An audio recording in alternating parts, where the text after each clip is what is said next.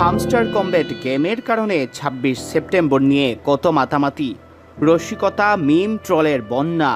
তবে শেষ পর্যন্ত ২৬ সেপ্টেম্বর যেন হয়ে থাকলো করুণ পরিণতির এক নিদর্শন হয়ে।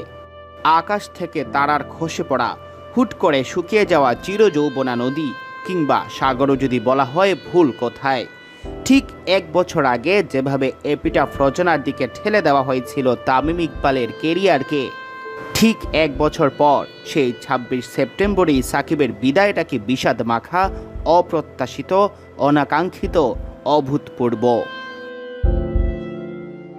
এমন একজন কিংবদন্তি ক্রিকেট থেকে বিদায় নিচ্ছেন, অথচ তাতে হাহাকারের চেয়ে দুয়োই যেন বেশি।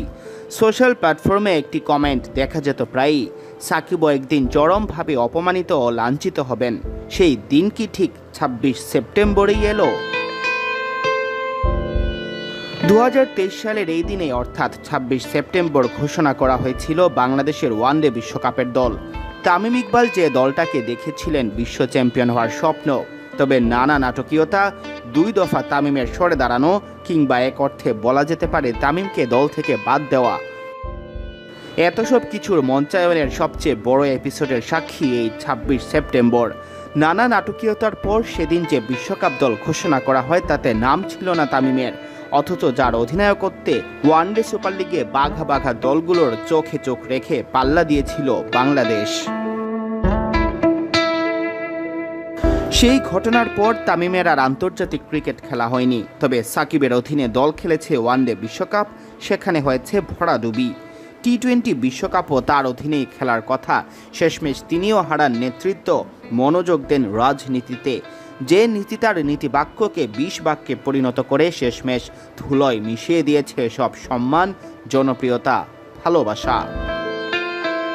ঠিক এক বছর পর এই ২৬ সেপ্টেম্বরেই এমন পাকড়াও হওয়া অভিযুক্তের মতো মুচকি হেসে সাকিবকে জানাতে হলো টেস্ট ও টি-20 থেকে অবসরের কথা।